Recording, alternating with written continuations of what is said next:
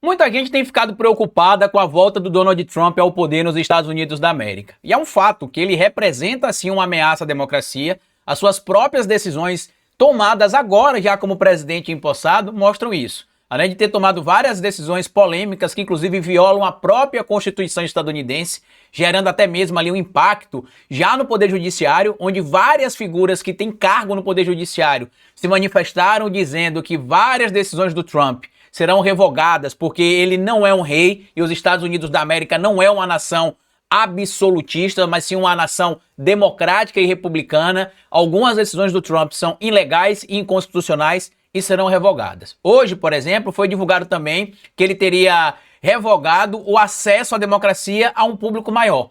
Quando eu falo acesso à democracia é porque a eleição é um dos elementos que envolve também a democracia. Ele decidiu restringir ou dificultar o acesso de jovens e alguns grupos no processo eleitoral. O que eu quero trazer para vocês aqui é que a tendência, meus amigos, nos próximos 3 ou 4 anos é que tenhamos sim momentos difíceis, tenebrosos, só que a gente não pode esmurecer. Eu não sei se vocês enxergam da mesma maneira que eu enxergo, ou se entendem sempre a mensagem que a gente manda aqui no canal, mas ser de esquerda, militar, é isso mesmo. É dia de tristeza, é dia de vitória, é dia de derrota, é dia de ter resultados que nem sempre são aqueles que a gente quer, mas jamais a gente pode desistir. Hoje eu vou dar para vocês várias dicas aqui de livros para a gente entender como é que a gente vai enfrentar essa corja de bandidos e para poder também estimular vocês aí a se prepararem, no que diz respeito a ter uma tranquilidade emocional, digamos assim, para poder enfrentar esses 2, 3, 4 anos aí, tanto a nível de Brasil quanto a nível internacional, porque não serão fáceis, mas se a gente desistir ou baixar a cabeça, aí eles vão nos derrotar tranquilamente. Bora falar um pouco mais sobre isso depois da vinheta.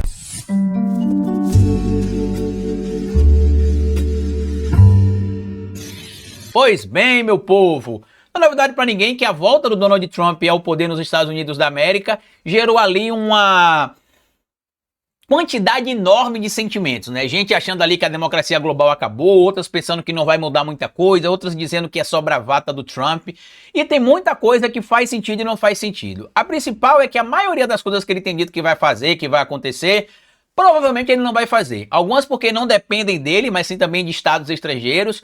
Outras porque violam a própria Constituição estadunidense e já tem inclusive magistrados se manifestando lá nos Estados Unidos, dizendo que algumas decisões que ele está tomando violam a Constituição estadunidense e serão revogadas, como por exemplo, a decisão que ele tomou de revogar a cidadania de nascidos nos Estados Unidos da América, de bebês que nasceram lá e que os pais estão em tese irregular no país. Isso, segundo alguns magistrados estadunidenses, viola a própria Constituição deles e, como vocês devem lembrar, a Constituição deles representa em tese o povo. E já que representa o povo, a liberdade, o estilo de vida, o sonho de vida, ele teria em tese de seguir o que está escrito na lei. Só que eu tenho visto que tem muita gente do nosso campo desesperada, preocupada, dizendo que a partir de agora vai jogar ali a toalha, porque não tem mais o que fazer, que é isso, que é aquilo. E eu vou lembrar pra vocês uma coisa que meu pai, inclusive meu pai, se estiver assistindo esse vídeo, que eu sei que você assiste todos os meus vídeos, beijo no seu coração e a bênção, tá? Meu pai falou uma coisa pra mim recentemente, há mais ou menos, não tão recentemente, mais ou menos 1 ano e meio atrás, que eu tava bem triste com algumas coisas que estavam acontecendo no nosso próprio campo. E ele falou assim: meu filho, se você esmurecer, se você parar de fazer e outras pessoas pararem de fazer, outras pessoas pararem de fazer essa luta combativa, aos poucos todo mundo vai parando, e quando vê não tem ninguém, ou tem muito pouca gente fazendo esse trabalho de enfrentamento. Aí ele falou pra mim o seguinte: imagina eu que tô nessa luta desde a década de 70, se eu tivesse desistido ou parado. A gente não teria tido, quando ele fala ele, não ele sozinho, mas todo mundo, que militava assim como ele também, contra a ditadura, contra os ataques à democracia, para restabelecer a democracia de volta no Brasil. Imagina se a gente tivesse desistido, que foi o que ele falou, o que é que teria acontecido? Você teria nascido em um país que não seria livre, por exemplo. Eu nasci em 86, nasci em 4 de setembro de 86, então nasci no ano seguinte ao fim formal da ditadura militar no nosso país. Nasci, inclusive, antes de nascer a nossa Constituição atual, que a nossa Constituição é de outubro de 1988. E eu nasci em 4 de setembro de 86, então eu nasci 2 anos e 1 mês, que foi exatamente, eu nasci 4 de setembro, a Constituição, se não me engano, é de 4 de outubro, se não me falha a memória, Eu nasci exatamente 2 anos e 1 mês antes da nossa própria Constituição. E aí ele falou isso e eu cheguei realmente a essa reflexão. Eu durante muito tempo precisei fazer acompanhamento, inclusive com psicólogo, porque é frustrante realmente você dormir e acordar. E hoje você, por exemplo, coloca 2 blocos, e aí quando você dorme e acorda no outro dia, o outro grupo construiu uma mansão, enquanto você colocou 2 blocos. Só que a luta é assim. É assim, a gente tem de tentar encontrar maneiras de tentar construir cada vez melhor, mais rápido, nos unirmos cada vez mais. Se vocês observarem, eu citei no vídeo aqui ontem, por exemplo, o nome de alguns comunicadores, eu vou continuar citando de novo aqui, tá? Há um tempo atrás, você sabe que eu me manifestei aqui em relação a discordar da maneira que alguns comunicadores faziam o seu trabalho, mas eu não sou o dono da verdade. Eu não sou o especialista em tudo.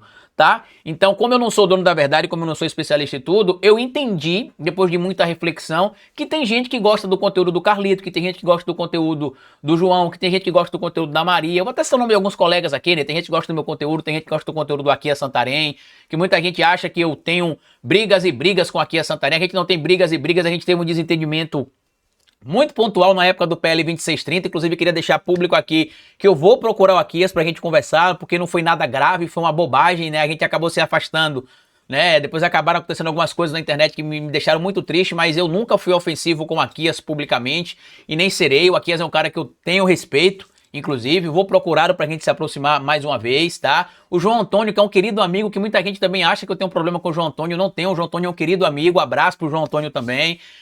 O Thiago dos Reis, que eu não sou amigo do Thiago dos Reis, mas a gente viu agora nessa situação em específico, envolvendo lá o convite do Bolsonaro para ir para a posse do Trump, como é que o vídeo do Thiago foi importante para isso. Então, tem gente que discorda da maneira que o Thiago faz o vídeo, alguns acham que ele exagera no sensacionalismo, outros acham que ele não exagera, enfim, cada um tem uma opinião. Então, não vou estar aqui mais julgando o trabalho de ninguém. Eu vou estar trazendo aqui para vocês que a gente precisa se unir.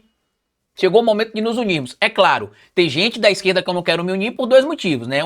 Uma pessoa em específico, porque é um criminoso que disseminou, inclusive, informações falsas contra mim e a gente precisou tomar decisão dentro da justiça. Então, quanto a quem comete crime, eu não quero ter proximidade, inclusive me acusando de cometer crime, que vai ter de provar na justiça que, em tese, eu teria cometido crime, e gente que atua dentro da esquerda promovendo a antipolítica, o anti-Lula, o antilulismo, o antipetismo e, de certo modo, até mesmo o anti-esquerdismo.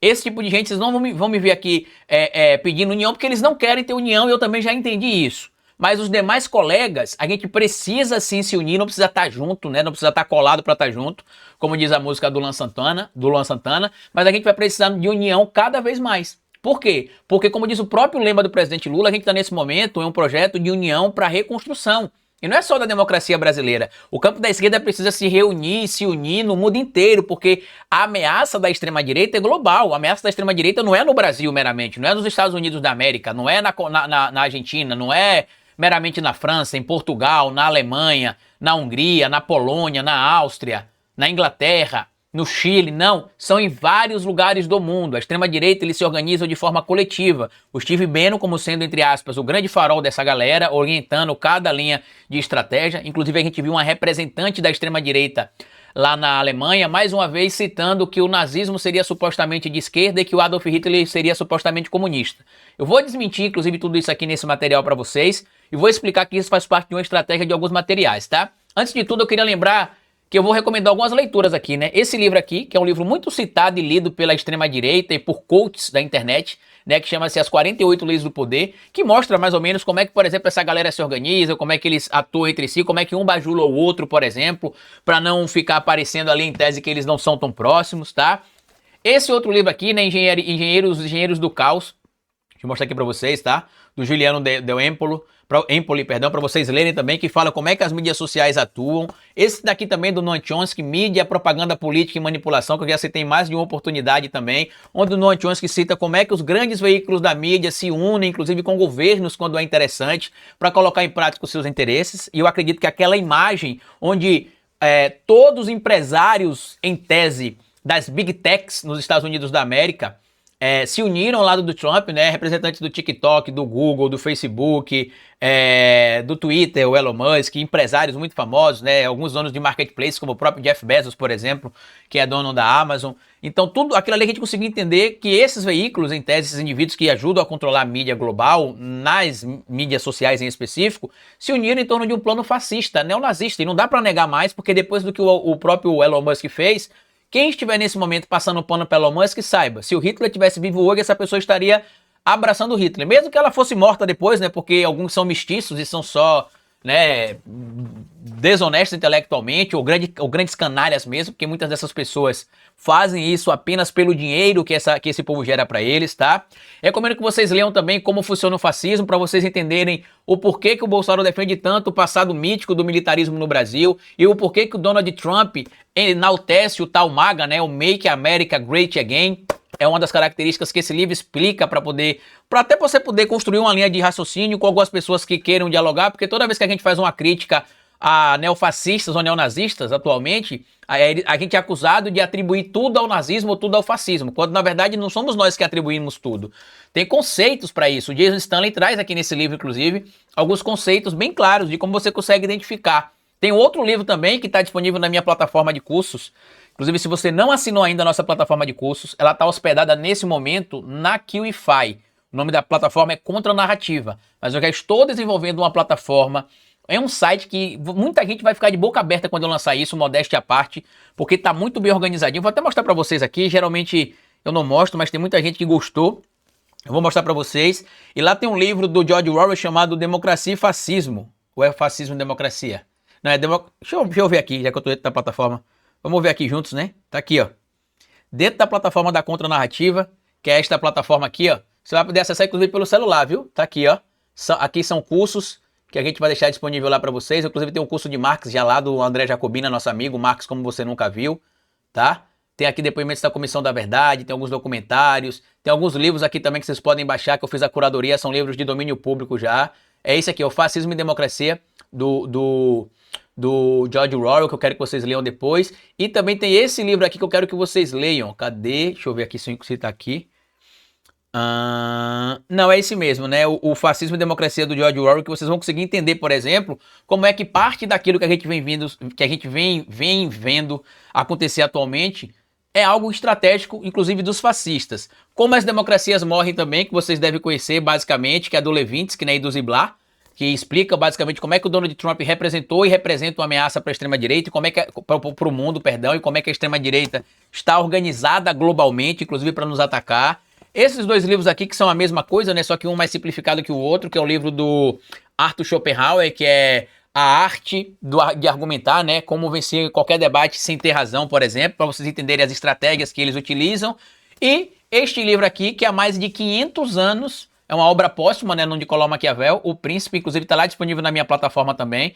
Nada que o Wi-Fi não, mas está disponível na plataforma da Contra Narrativa, que será lançada, inclusive, provavelmente essa semana, tá? Assina a plataforma da Wi-Fi, o link está aqui no comentário fixado. Na primeira mensalidade você vai pagar R$19,90. A partir da segunda você vai pagar R$39,90 e você pode cancelar a qualquer momento que você achar que é importante. Você não precisa ficar assinando lá o tempo inteiro, não. O pagamento ele é recorrente, mas se você quiser fazer o pagamento no boleto, pode. Se você quiser fazer o pagamento no cartão, no Pix, pode. Se quiser fazer o pagamento no cartão de crédito, pode.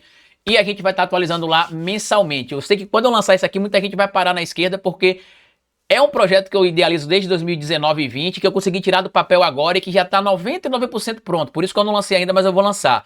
Mas assina aqui no comentário fixado, tá lá escrito, né? Assine nossa plataforma. Lá já tem nessa plataforma que está disponível agora, da Wi-Fi, 4 cursos, tem 3 livros, tem alguns materiais, mas na plataforma que a gente vai lançar muito em breve, vai ser interessante. E se você for membro do canal apoiador, também tem uma coisa importante para dizer para vocês, porque membro e apoiador do canal vão pagar mais barato também na mensalidade, que eu vou explicar mais para frente. Como esse vídeo não é para falar sobre isso, mas enfim, eu trouxe essas bibliografias para que vocês possam acompanhar, por quê?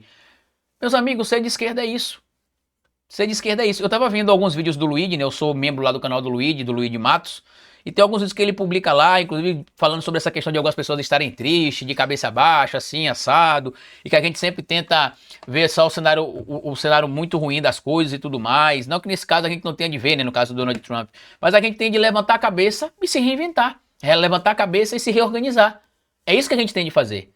O Brasil não é os Estados Unidos da América. O Brasil não é governado por Bolsonaro. O Brasil, nesse momento, é governado pelo presidente Lula, figura que tem credibilidade global. O Brasil está à frente do BRICS nesse momento, inclusive, né? Presidindo o BRICS. A nossa presidenta Dilma está de novo na frente do novo Banco Mundial, o Banco do BRICS. Foi tão boa a gestão dela que a Rússia abriu mão da gestão que a Rússia teria direito para que a Dilma fosse reconduzida ao cargo. Então, nesse momento, ó, respira fundo.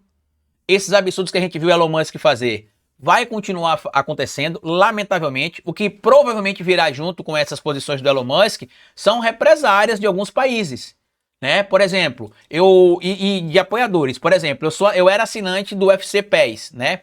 UFC é Fast PES?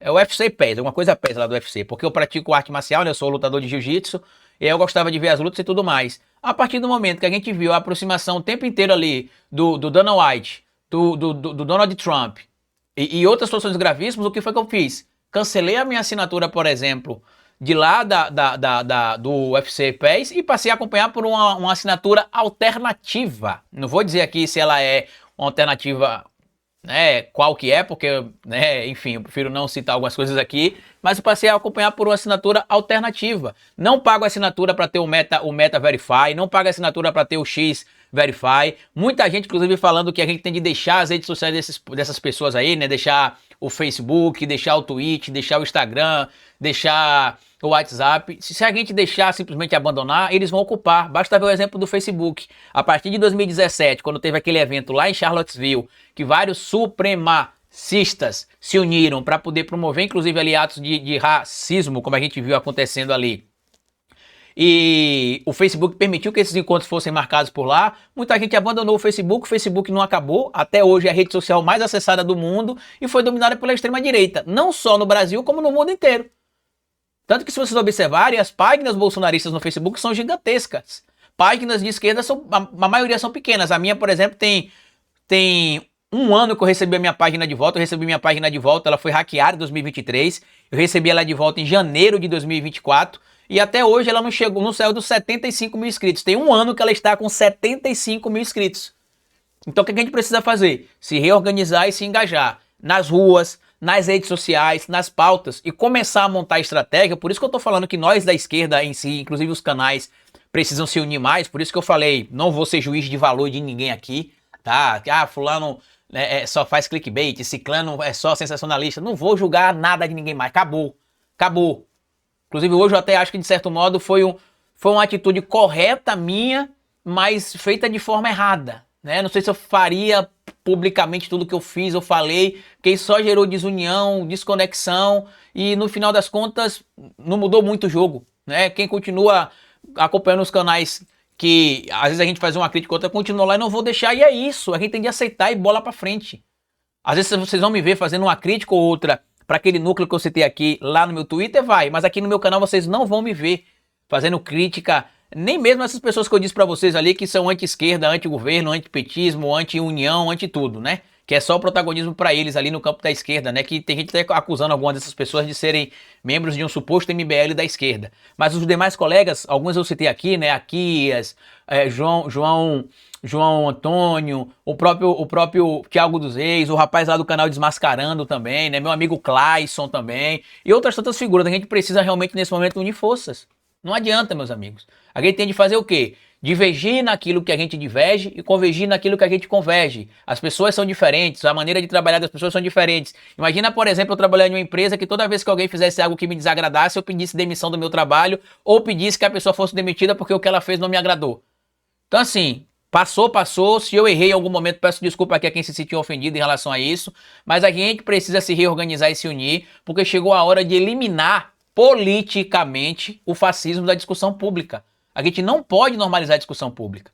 Eu vi com essa associação do Elon Musk, por exemplo, associações de judeus defendendo que, não, o que ele fez foi um gesto básico, um gesto simples, não tem nada demais, vocês estão botando pelo em ovo.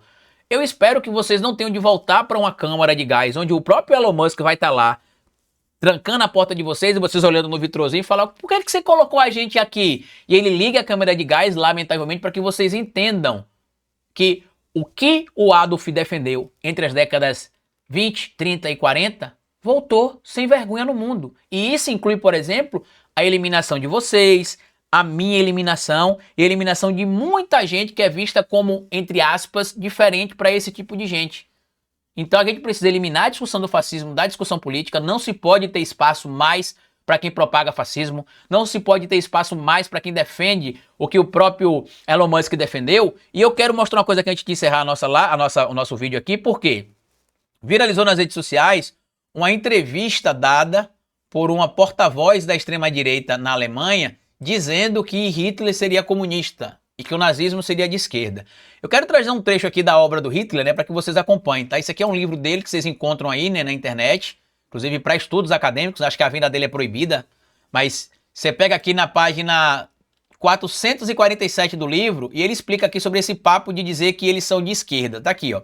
Só a cor vermelha dos nossos cartazes fazia com que eles afluíssem às nossas salas de reunião. A burguesia mostrava-se horrorizada por nós termos também recorrido à cor vermelha dos bolchevistas, suspeitando atrás disso alguma atitude ambígua. Os espíritos nacionalistas da Alemanha cochichavam uns aos outros a mesma suspeita, de que no fundo não éramos senão uma espécie de marxistas, entre aspas, mas talvez simplesmente mascarados marxistas, ou melhor, socialistas. A diferença entre marxismo e socialismo até hoje ainda não entrou em nossas cabeças, especialmente quando se descobriu que nas nossas assembleias tínhamos por princípios não usar os termos senhores e senhoras, mas companheiros e companheiras ou camaradas e camaradas. Isso foi pensado pelo Adolf para enganar os membros do Partido Nacional Socialista dos Trabalhadores Alemães. E ele está citando isso aqui claramente, tá? Só considerando entre nós o coleguismo de partido, o fantasma marxista surgiu claramente diante de muitos adversários nossos. Quantas boas gargalhadas demos às custas desses idiotas e poltrões burgueses nas suas tentativas de decifrarem o enigma de nossa origem, nossas intenções e nossa finalidade. A cor vermelha de nossos cartazes foi por nós escolhida após a reflexão exata e profunda com o fito de excitar a esquerda, de revoltá-la e induzi-la a frequentar nossas assembleias. Isso tudo nem que fosse só para nos permitir entrar em contato e falar com essa gente. Quem seria essa gente, Carlito? A classe trabalhadora. Tanto que aqui mais abaixo ele cita também, ó. Em outro trecho, tá aqui, ó. De repente, nossas reuniões começaram a ficar repletas de operários. 3 quartos de hora antes de começarmos, assemelharam-se a barris de pólvora. Ou seja, eles começaram a atrair as pessoas, em tese, de esquerda pela coloração. E lá dentro do Partido Nacional Socialista dos Trabalhadores Alemães, eles conseguiram moldar as ideias dele, manipulando quem estava ali, inclusive. Isso está no livro dele, ele admite isso. Carlito, mas por que a extrema-direita diz que o Adolfinho lá ele era de esquerda ou comunista? Por um motivo simples, porque eles querem desumanizar as pessoas que são de esquerda. Quem simpatizaria, por exemplo, com uma pessoa de esquerda que apoia o que o Adolf fez, por exemplo? Quem simpatizaria com as causas da esquerda se alguém de esquerda tivesse feito com os judeus durante o Holocausto o que o Adolf mandou fazer, por exemplo?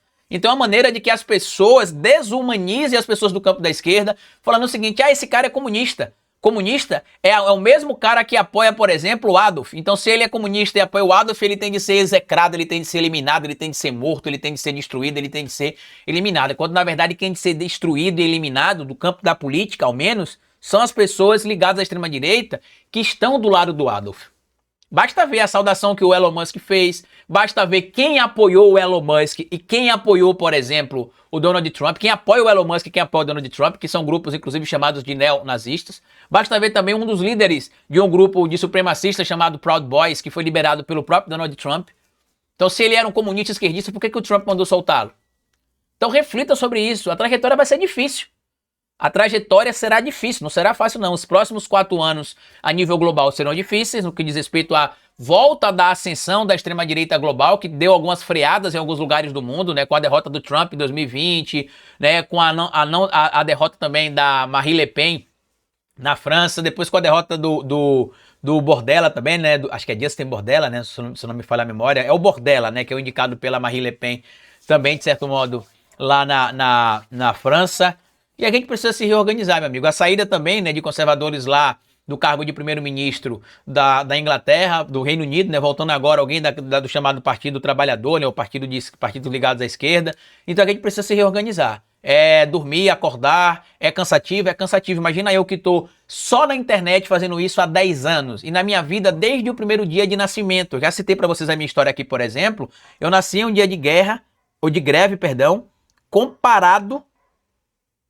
deflagrado pelo meu pai. Então eu já nasci fazendo parte de uma manifestação política.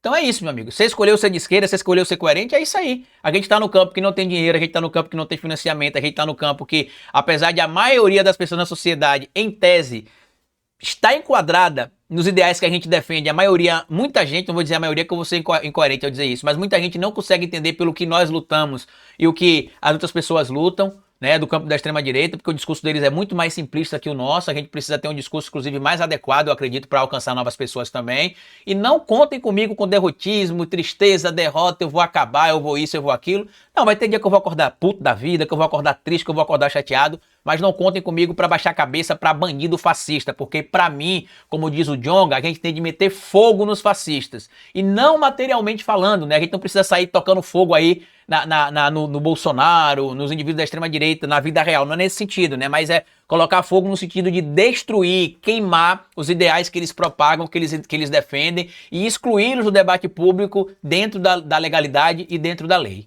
Compartilhe esse vídeo se você puder, se inscreva no nosso canal e deixa like. Eu vou deixar para vocês o link aqui de todos esses livros que eu recomendei para vocês fazerem a leitura. Alguns são livros de direita mesmo, né? Para vocês entenderem como é que essa galera pensa, como inclusive é esse livro aqui, ó, As 48 Leis do Poder. Muita gente fala, ah, Carlito, não se pode recomendar literatura de direita porque isso é um absurdo. Eu acho que a gente tem de ler também algumas coisas da direita para a gente entender como eles pensam. Por que quando eu vou participar de debates com figuras de direita, modéstia à parte, eu me saio bem? Porque eu busco estudar o que eles estão estudando, eu busco ler o que eles estão lendo, para saber de onde ele tira algumas informações, para saber como é que eles adotam algumas estratégias técnicas, e geralmente eu saio bem sucedido desses debates por isso. Tanto que hoje, 2025, tem 2 anos que eu não encontro alguém de direita, entre aspas, séria, né? Entre aspas, muito entre aspas, né? Séria para debater, porque eles sabem que eu não fico debatendo amenidades.